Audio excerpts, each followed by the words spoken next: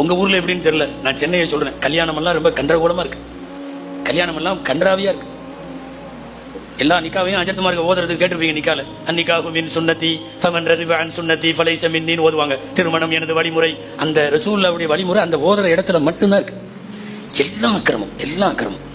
இல்ல முஸ்லிம் சமுதாயம் நமக்குன்னு ஒரு பாரம்பரியம் எல்லாம் இருக்குல்ல, எங்க போச்சு?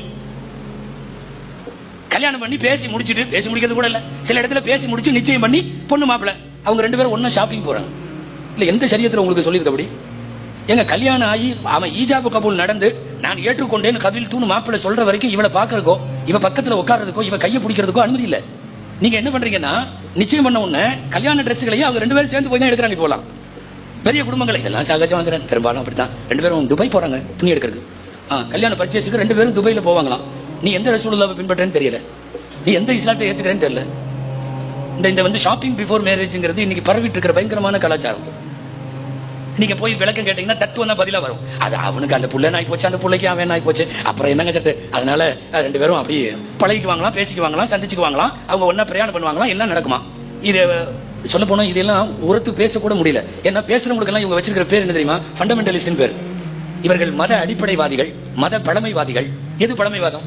அப்ப இவ்வளவு வருஷமா நாம ஆண்டாண்டு காலமா கல்யாணம் முடிச்சு ஈஜாபு கபூல் நடந்து வலிமா விருந்து நடக்கிற வரைக்கும் நாம வந்து திருமணத்துல கணவன் மனைவியை சந்திக்காம வச்சிருந்தோமே. அப்ப அதெல்லாம் என்ன அர்த்தம்? நீங்க இப்பெல்லாம் பேஸ்புக்ல, வாட்ஸ்அப்ல, இன்ஸ்டால எல்லாம் இருக்கிறீங்க, அதனால தெரிஞ்சிருக்கும். சமீப காலங்களில் ஒண்ணு கவனிச்சிங்களா? இந்த கல்யாணத்துல மண்டபத்துல மேடையிலேயே டான்ஸ் ஆடணும். எல்லாம் வேக வேகமா தலையெல்லாம் ஆடுறீங்க. இந்த ஊர்ல நடக்குதோ என்னமோ பயமா இருக்கு. மாமா ஆடுறாரு, குப்பிமா ஆடுது, மாமா நீ ஆடுது, பூரா ஆடுது. என்னடா அது கொஞ்ச நேரம் அந்த அஜரத்தை நிக்கா ஓதிட்டு போறாங்கல்ல, அது வரையும் தான் மரியாதை. உலமாக்கள் நிக்கா ஓதணும்னு பின்னாடி வழியா ஓடிடும். ஆமா, அப்புறம் என்னன்னா டான்ஸ் ஆடுறான். எல்லாம் கேள்வி கட்டை எல்லாம் ஆடுதுங்க. வெட்டி தூக்கி கட்டிட்டு பாத்தீங்கன்னா மாப்பிள்ள பொண்ணு எல்லாம் குரூப்பா டான்ஸ் எடுத்து இது பண்றான். கல்லூரி பெண்கள்ல இந்த சமையலுக்கு சப்ளை பண்றதுக்கு கூட்டிட்டு வந்துட்டு இருந்தானுல, இப்ப வந்து டான்ஸ் ஆடுறதுக்கு கூட்டிட்டு வரான். சென்னையில இன்னைக்கு அது நடக்குது. என்னன்னா எல்லாம் முடிஞ்சு முசாபா எல்லாம் செஞ்சு மாப்பிளைக்கு எல்லாம் இது பண்ண உடனே அடுத்து டான்ஸ் ஆடுது. மேடையில ஒரே மாதிரி ஆடை அணிந்த சுமார் 20 பெண்கள் ஒரு பயங்கரமான குத்தாட்டம், பின்னாடி மியூசிக் போடுறான், அதுக்கு ஆடுறான். மண்டபம் முழுக்க தொப்பியும் தாடியும். இது என்ன? நாம எந்த நபியை பின்பற்றுகிறோம்? நபிகள் நாயகம் என்பது மெம்பர் படியில மட்டும்தான் இருக்காங்களா? நபிகள் நாயகம் என்பது ஜும்மா பயான்ல மட்டும்தான் இருக்காங்களா? அன்றாட வாழ்க்கையில நபிகள் நாயகம் வரலங்கிறப்போ அப்புறம் என்ன பெரிய கண்மணி, உயிருக்கு உயிரான நபிகள் நாயகம்னா என்னது? டோட்டலாக இன்றைய திருமணங்களின் அனாச்சாரத்தை. சமீபத்தில் சென்னையில பொண்ணை பல்லாக்கில் வச்சு தூக்கிட்டு வந்தாங்க. பொண்ணு மாப்பிள்ளை அங்க மேடையில் இருக்காரு, ரிசப்ஷன். பல்லாக்கில் வச்சு பொண்ணு அலங்காரம் பண்ணி தூக்கிட்டு வந்துட்டானோ. இந்த சாமி ஊர்வலம் எல்லாம் போக மாட்டீங்களா? சாமி ஊர்வலம் போற மாதிரியே இருந்தது. அங்கிருந்து தூக்கிட்டு வரானோ எல்லாம். அந்த தூக்கிட்டு வர 4 பேர் எல்லாம் ஒரே மாதிரி ட்ரெஸ் போட்டிருக்கான். அங்கிருந்து தூக்கிட்டு வரான். அதை வந்து பெருமையா வேற. இது பொண்ணா இல்ல ஜனாசாவா? சந்து கூட தூக்கிட்டு வர மாதிரி தூக்கிட்டு வர்றேன். இந்த விளக்குமா இது? ஜனாசாவை தாங்க 4 பேர் தூக்கிட்டு போனோம். முன்னாடி இப்படி 2 பேர், பின்னாடி இப்படி 2 பேர், மேல உட்காந்து வச்சு கொண்டு வந்தாவே அது ஜனாசான்னு அர்த்தம். நீ பொண்ணை தூக்கிட்டு வர்ற பல்லாக்கில் வச்சு, அது ஸ்டைலா கொண்டு வந்து அந்த மியூசிக்ல இந்த ராணுவ அணிவகுப்பு தெரியுமா? கொஞ்ச நேரம் இப்படி நிப்பாங்க, கொஞ்ச நேரம் அப்படி நிப்பாங்க. அந்த மாதிரி மியூசிக்கை போட்டுட்டு லாஸ்டா ஒரு வழியா உட்காந்து வச்சான். பொண்ணு பல்லாக்கில் வருது. கொஞ்சம் யோசனை பண்ணி பாருங்க. இது எந்த சமுதாயம்? யார் இதை சொல்லி கொடுத்தது? இது எந்த சுன்னத்துல வருது? எந்த குர்ஆன் அனுமதிக்குது? எந்த ஹதீஸ் இதை அனுமதிக்குது? நடைமுறை வாழ்க்கையில் நபிகள் நாயகம் வராமல் ரசூலுல்லாஹ்வுடைய தடம் வேறு, நாம் போய் கொண்டிருக்கிற தடம் ரொம்ப ஆபத்தான தடம்.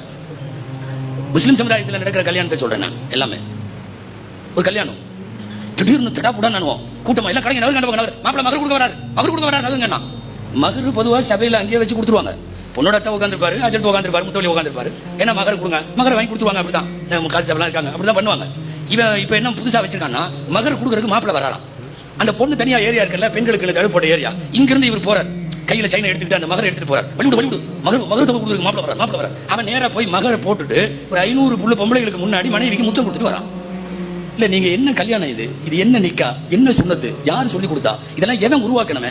காலப்போக்கில் என்னன்னா அதெல்லாம் சகஜம், அதெல்லாம் எல்லா ஊர்லயும் நடக்குது. இந்த அஜர்த்துமார்கள் இப்படித்தான் அப்படின்ற மாதிரி இறங்கிறீங்களே. அல்லாஹ் கூப்பிடுகிறான், முதுகுனு பிஸ்மி காஃபா, நீ முழுசா உள்ளவா. அல்லாஹ் சொல்றான் இஸ்லாத்துக்குள்ள முழுசாவா. இந்த ஆத்துல ஒரு காலம் ஐக்கி நைக்கி போடலாம் ஆகாது. அங்கே இங்கே இருக்கிறதெல்லாம் மார்க்கத்தினுடைய விவரங்களை எல்லாம் தெரிந்தவர்கள் கூட அவர்களுடைய, நான் வந்து கல்யாணத்தை சும்மா சாம்பிளுக்கு சொல்றேன். நம்ம இப்ப எல்லா விசேஷங்களையும் கிட்டத்தட்ட இப்படித்தான் போகுது. ஒவ்வொரு செயலும் போற போக்கை பார்க்கிற போது ஸல்லல்லாஹு அலைஹி வஸல்லத்தினுடைய வழியிலிருந்து வேற மாதிரி போகுது. நான் பெற்றோர்களை எல்லாம் சொல்லிக் கொள்கிறேன், நவீன காலத்தினுடைய வாலிபர்களை, வாலிப பெண்களை இதெல்லாம் கொஞ்சம் பாதுகாக்கணும்.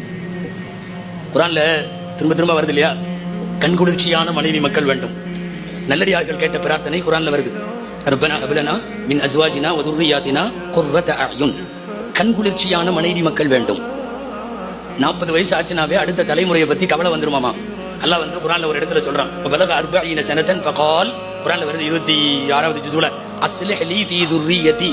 என் சந்ததியை எனக்கு சரிப்படுத்தி கொடு. 40 வயசு பர்டிகுலர் 40 வயசுங்கிற அல்லாஹ் என்னன்னா, எனக்கு பின்னால் எனது குடும்பம், எனக்கு பின்னால் என் தலைமுறை மார்க்க நெறியோடு வாழ வேண்டும் என்கிற கவலையும் அந்த இதுவும் கண்டிப்பா எல்லாருக்கும் வேணும். பையனை கூட்டிட்டு போய் இப்ராஹிம் அலைஹிஸ்ஸலாம் மகன் இஸ்மாயில் அலைஹிஸ்ஸலாம காபால நிக்க வச்சுட்டு துவா செய்றாங்க. ஆச்சரியமா இருக்குது கேட்டா. ஏன் தெரியுமா? எங்களைய ஷிர்க்ல விட்டுறாத, சிலை வணக்கத்துல விட்டுறாத, அதுல இருந்து எங்களை பாதுகாத்து கொடுன்னு கேட்கறாங்க. கேட்கிற அவங்கள பத்தி குர்ஆன்ல எக்கச்சக்கமான இடத்துல ஒரு வார்த்தை வருது, மகான மினல் முஷ்ரிகீன் வலம் யகு மினல் முஷ்ரிகீன் ஹனீஃபம் முஸ்லிமா. பியூர் முஸ்லிம் இப்ராஹிம் அலைஹிஸ்ஸலாம். கட்டுகளவு கூட மாசு மறுவற்ற பியூர் முஸ்லிம். ஹனீஃபம் முஸ்லிமான் வருது. ஹனீஃபானா பியூரிட்டின்னு அர்த்தம். அப்படி ஒரு பியூர் முஸ்லிம்னு அல்லாஹ்வே 28 இடத்துல குர்ஆன்ல இந்த வார்த்தை வருது. அப்படி சான்றிதழ் கொடுத்த இப்ராஹிம் அலைஹிஸ்ஸலாம் பையனை கூட்டிட்டு போய் நிக்க வச்சு, எனக்கு பின்னாடி என் பையனும் தொழுகணும், முகீம ஸலாத்தி வ மின் துர்ரிய்யதி, அதே மாதிரி வஜ்னுபுனி வ பனிய அன் நஅபுதல் அஸ்னாம், சிலை வணக்கத்தை விட்டு எங்களை காப்பாத்து. கேக்குறது யாரு? இவர் சுத்தமான முஸ்லிம் என்று அல்லாஹ்வால் அடையாளப்படுத்தப்பட்ட இப்ராஹிம் அலைஹிஸ்ஸலாம் தன்னுடைய மகன்களுக்காக அப்படி கேட்கிறார்கள் என்றால் நாம் எல்லாம் எம்மாத்திரம்? மார்க்கத்தை விட்டு வெளியே போயிட்டு இருக்கிறதெல்லாம் எம்மாத்திரம்? மார்க்கத்திற்கு கொஞ்சம் கூட தொலைவில் கண்டுக்காம இருக்கிறது எம்மாத்திரம்? தயவு செய்து சொல்லுகிறேன், பெறுதற்கரிய பெரிய சொத்து நாம் வைத்திருப்பது இஸ்லாம் என்கிற சொத்து. அடைய முடியாத மாபெரும் பாக்கியம் எல்லாம் நமக்கு கொடுத்துட்டான். அது என்ன தெரியுமா? எங்களின் தலைவர் நபிகள் நாயகம் ஸல்லல்லாஹு அலைஹி வஸல்லம். இந்த பெருமை வேண்டும். நபிகள் நாயகம் செய்ததை தவிர மீதி எல்லாமே கழுசட அப்படின்னு சொல்லுகிற தைரியம் என்றைக்கு முஸ்லிமுக்கு வருமோ, அதுதான் பெருமானார் மீதான உண்மைத்தன்மை, உண்மை காதல். சும்மா பேசுறதில்ல நபிகள் நாயகம்.